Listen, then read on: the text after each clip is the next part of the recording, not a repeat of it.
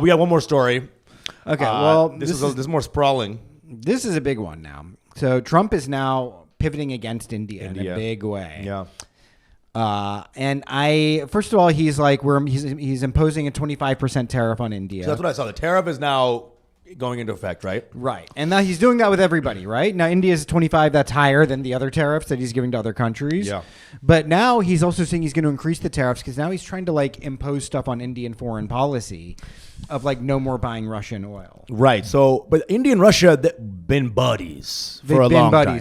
Since the Cold War. Yeah. My dad knows Russian, as I say. Yeah.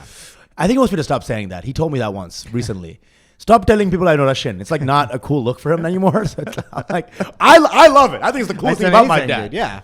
I love telling people that. And he's like, dude, ixne on the unrushne. Like, I'm American. My name's Larry. Niet. Nabokov was stupid. Yeah.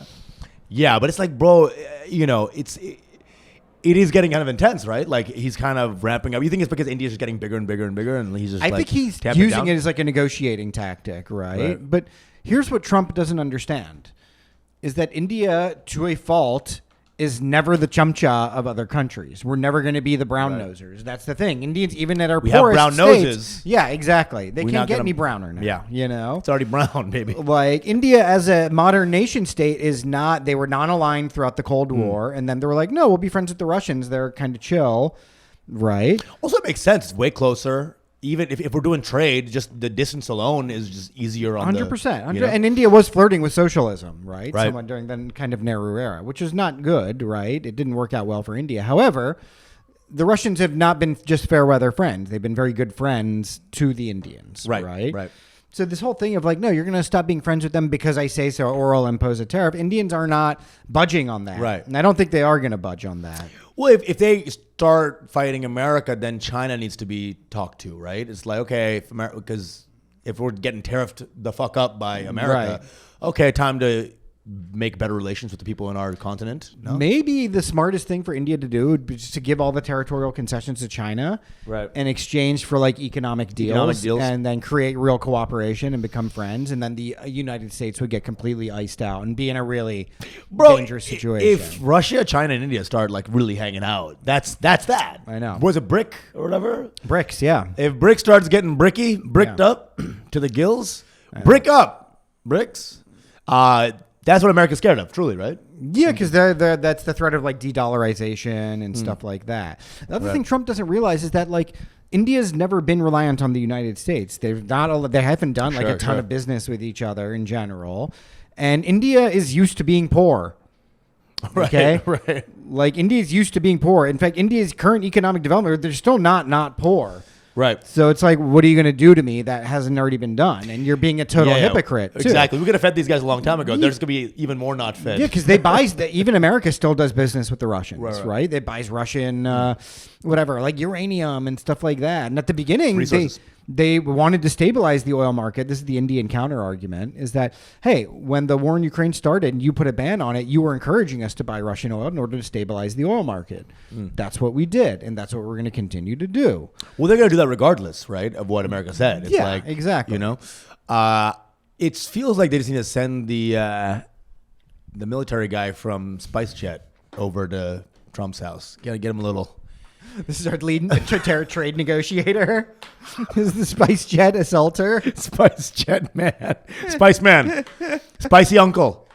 Spicy uncle saves world from nuclear fallout. Yeah.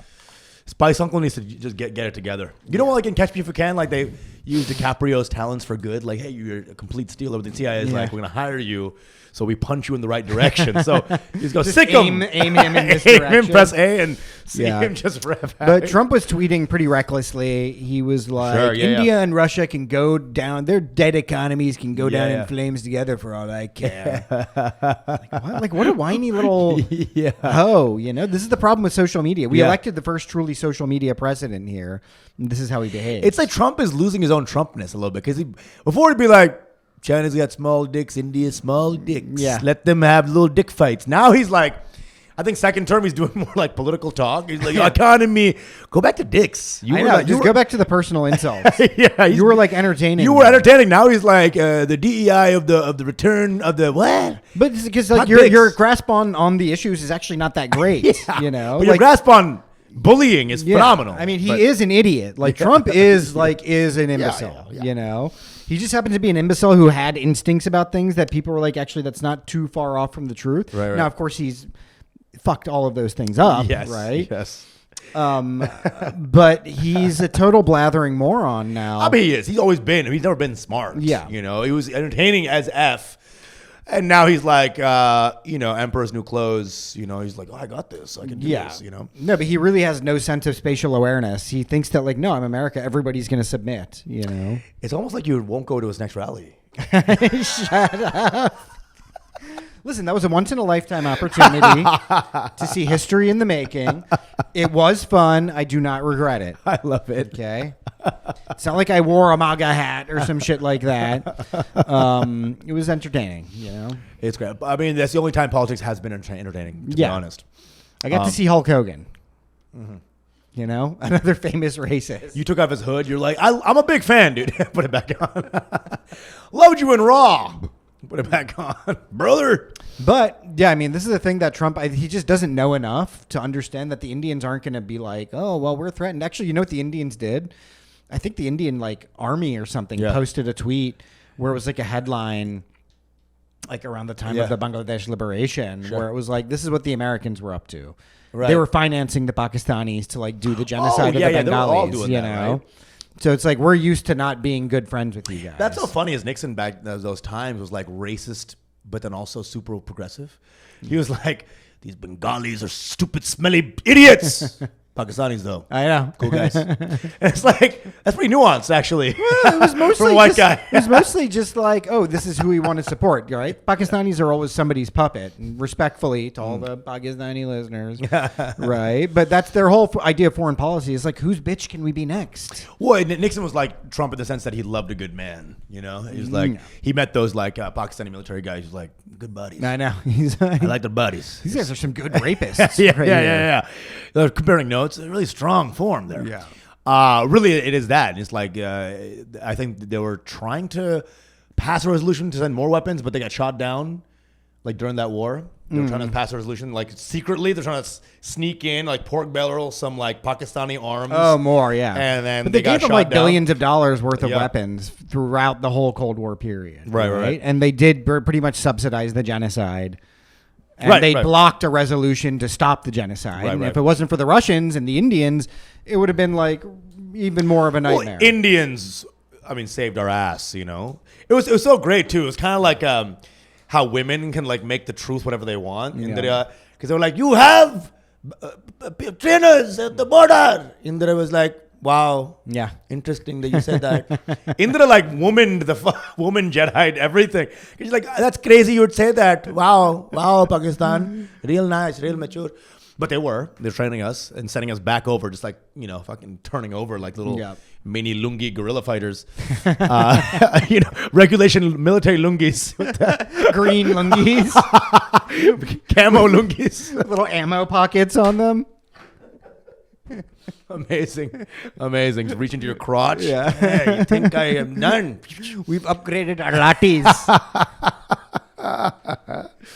Oak. Yeah, but the India was everything. But also I feel like the India was doing whatever they could to reduce Pakistan influence too, right? Like that was the concept. It's like it was in their interest to help Bengalis. Of course. No, they were like, no, we're going to, You know? Yeah, 100%. And the refugee crisis was increasing like crazy. It was I mean, it's like all these things are always about stopping refugees, right? Like even all the Arab countries who were opposed to Israel, it was mostly because they didn't want their countries to get flooded by Palestinians. Bro, refugees suck. I'll say that, dude. Refugees not welcome. Remember if someone knocks on my door like, can I have a salt? Or like 1 glass of water? Get out of my house. Get out. Now imagine make a quick $1,500 by calling ICE. Wait, what? You can make money by calling ICE on people. Oh my god! I know, that's crazy. Really? Listen, we can go in the Patreon on this. Any last words about Trump hating on He India. just does not know what he's getting into, actually, Yeah. because he's not. It's a beast. He's like, I'm good friends with Modi, but this isn't cool. Yeah. And then they're just on the Indians are like, we're not Not budging on this because they're trying to protect their agriculture, right? It's a very sensitive, politically charged sector of the Indian economy and Indian society. So they're not going to start letting horrible American agricultural goods. Like, what do you, corn, potatoes? Like, You hear our last 3 stories about Indians slapping people. Like, it's just like, not to be trifled, bro. I know. Brown people be slapping. Yeah, brown people be slapping. And I don't think that they're going to take any of this really. Really, yeah. Trump uses the tweeting, the Yeah. public tantrums as like a negotiating tactic. And I think Indians are just like, yeah, whatever. Well, the problem with American perception of Indians and brown people in general is that seen as weaker people, right? Oh, little tech people. They're just little guys in robes. The truth is, you go to India, Pakistan, Bangladesh, a bunch of goons out there. Yeah. There's a bunch of goony goons. But they don't come over here. Unsavory characters. Unsavory, Dakat vibes. Not ne'er-do-wells, one might even say. Unsavory. Thug did originate in India. It's literally a Sanskrit word. Literally. Thuggy. Thuggy. By the way, who would always like slice the throat, even though they didn't have to. Yeah, well, it wasn't slicing. It would be they'd have a rupee coin, right? Like a coin inside a sash that they would and be the center, and it would be on the Adam's apple, And then crush, and then it would crush your crush shit. the Adam's apple. It's pretty inventive.